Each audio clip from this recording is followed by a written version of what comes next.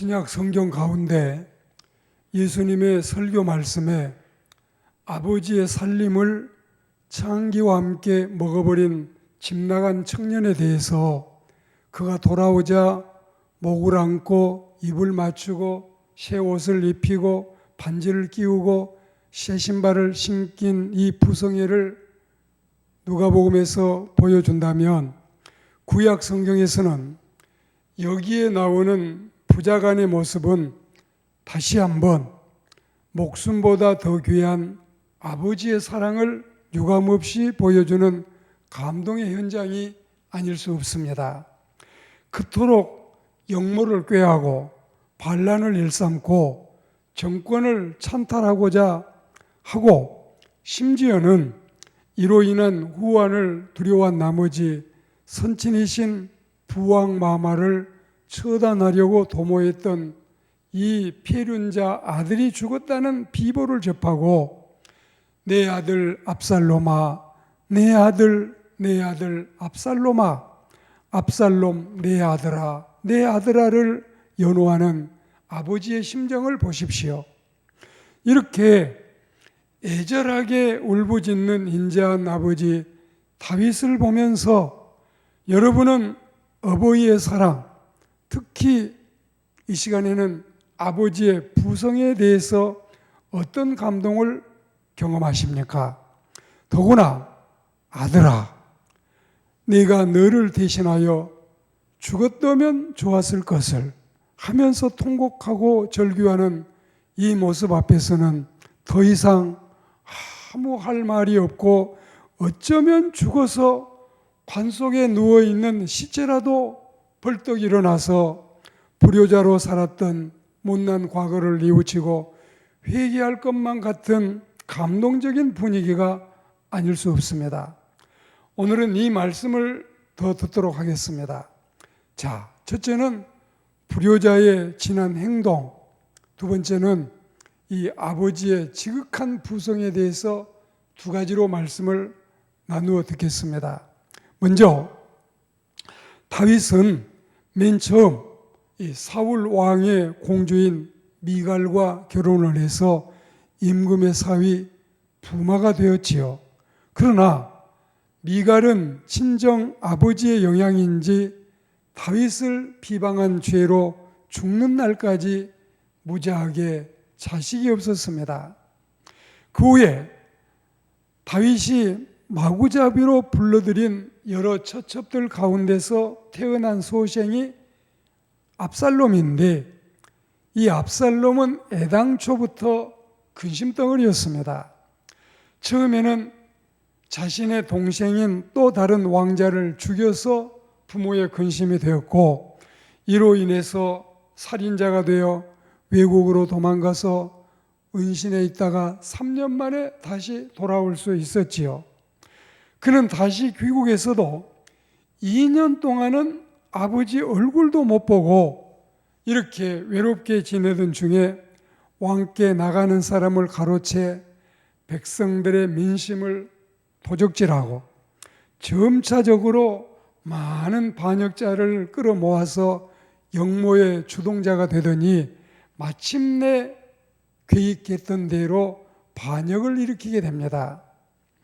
그는 통일 왕국을 먹기 전에 전초 작업으로 먼저 헤브론에서 분봉왕이 되기 위해서 부왕을 속이고 그곳에 내려가면서 여러 정탐 스파이를 선발을 해서 전국 모든 지파로 보내서 민심을 파악한 뒤에 나팔소리와 함께 압살롬이 왕이 되었다, 이렇게 여러분 세상에 알리게 하고 선동했고, 백성들의 민심이 다 자신에게로 쏠리게 했던 것입니다.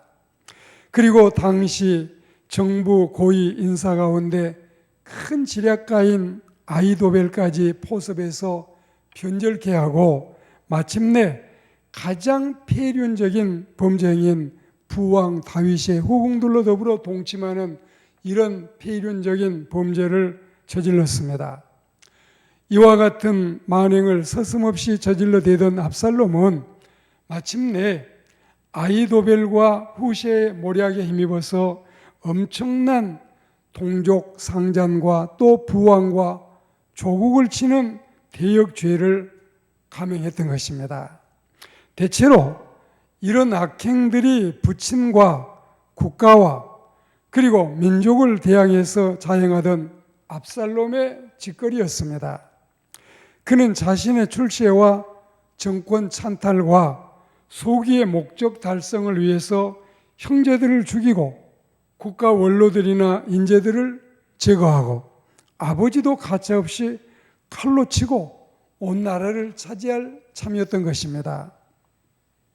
지금 현재 어느 때보다도 태평성대를 누리고 있는 평화로운 나라를 이처럼 무참히 짓밟고 정말 나라를 쑥밭으로 만들고자 하다니 이자는 치욕의 하극상의 우두머리가 아닐 수 없습니다. 그 옛날 우리는 군인 시절에 이런 군가를 불렀던 기록이 새롭습니다. 인생의 목숨은 조로와 같고 조국의 앞날은 양양하구나. 이 몸이 죽어서 나라가 산다면 이슬같이 기꺼이 죽으리라. 이 몸이 죽어서 나라가 산다면 이슬같이 기꺼이 죽으리라. 이렇게 충정가를 부르면서 조국을 위해서 목숨을 바칠 수야 있으련만 압살롬은 조국을 치고 부왕을 쳐서 자신의 영달을 꾀하다니 참으로 통탄할 일이고 어리석은 일이지요.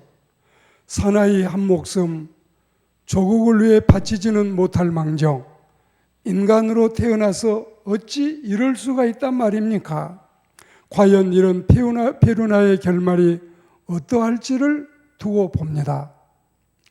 이제 우리는 지극한 부성애를 가진 아버지의 모습을 말씀을 통해 듣겠습니다. 이런 불량자 아들의 폐륜적이고 반국가적인 모습과 반역, 일련의 잔혹한 역정 모의 앞에서 속수무책인 아버지 임금은 노구를 이끌고 왕궁과 수도를 버린 채 정처 없이 유리하는데 기드론 시내를 지나 광야길로 향했습니다. 또 임금이 감람산 길로 올라갈 때는 머리를 가리고 맨발로 울면서 가고 백성들 역시 울면서 따라가는 볼꼴 사나운 모습을 드러내기도 했습니다. 이게 다 그 폐륜자 압살롬 때문이었지요. 한번 생각해 보세요. 다른 영무꾼들도 아니고 아들의 반란이니 왕자의 난이니 임금 체면에 대신들 대하기가 백성들 보기가 면이 안 서고 낯이 안 서는 아버지 얼굴에 먹칠을 하고 임금 자식이 이러하니 백성 앞에 무슨 이 임금의 면이 설 수가 있겠습니까? 급기야 조정은 수도 서울을 등져야 했고 압살롬의 손에 넘어가고 말았습니다. 왕이 바울임에 이르렀을 때 시므이라는 작자가 나타나서 왕을 향해 저주해 대는데 피 흘린 학살자여 천하고 더러운 자여 꺼져라 꺼져.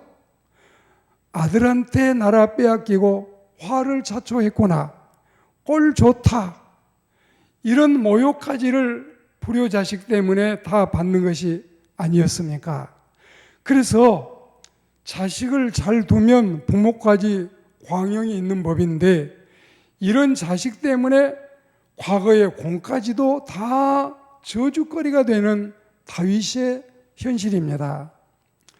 그런 와중에도 하나님께서는 다윗을 불쌍히 여기신 나머지 정의롭게 역사하사 보기 좋게 불효자에게 패배가 돌아가게 하시고 왕으로 하여금 다시 황공하도록 허락을 하셨습니다.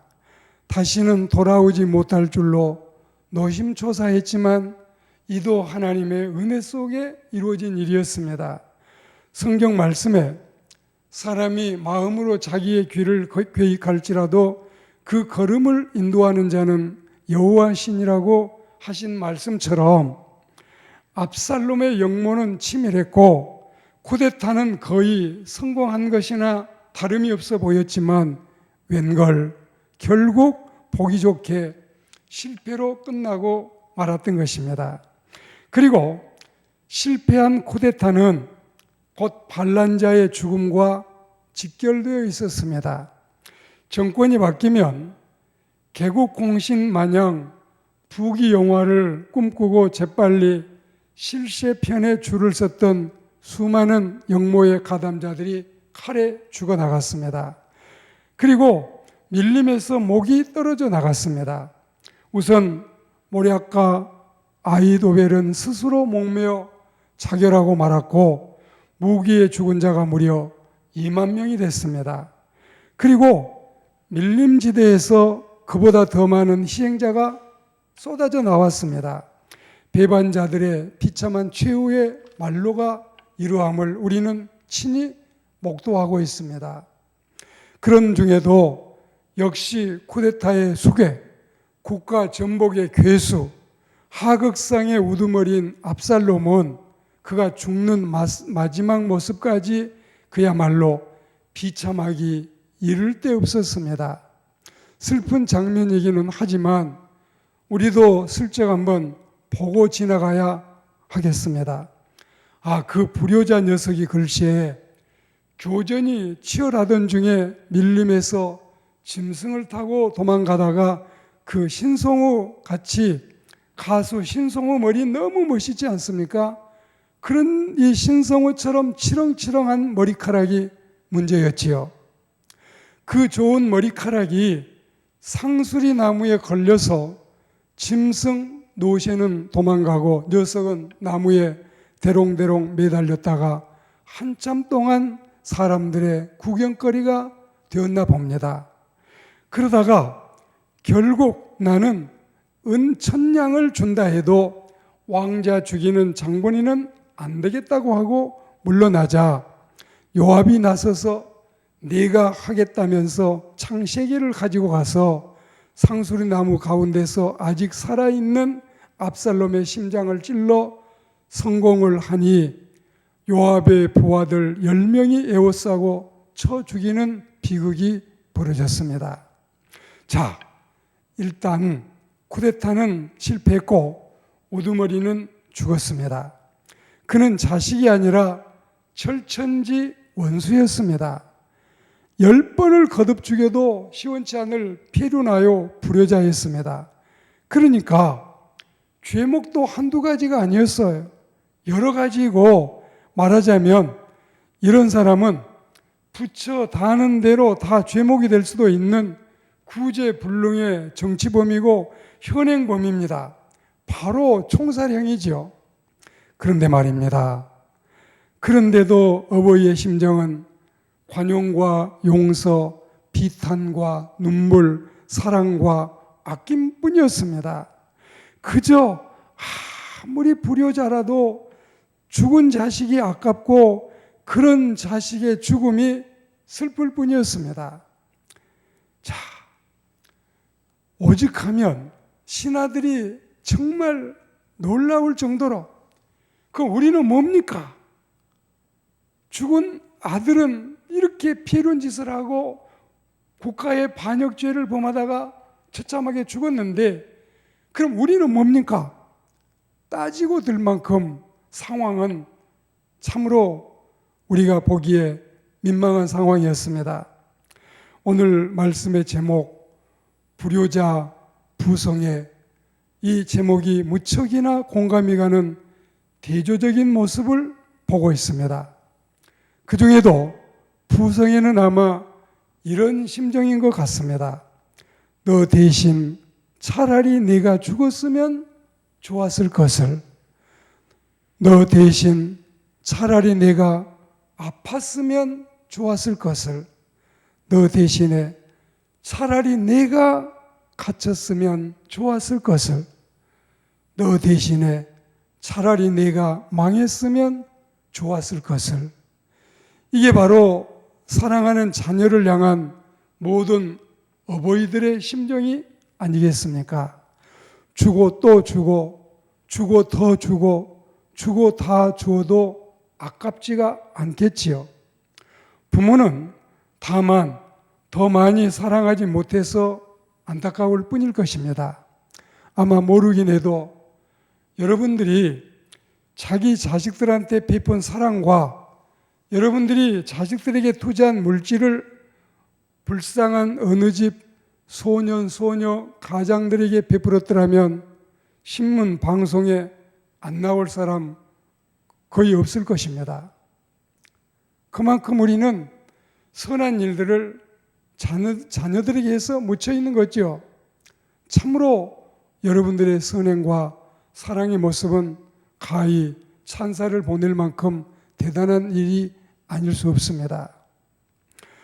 사무엘하 18장 18절에 보시면 죽은 압살롬은 그가 살아 생전부터 스스로 자기 무덤을 팠는지 비석을 또 세웠나 봅니다.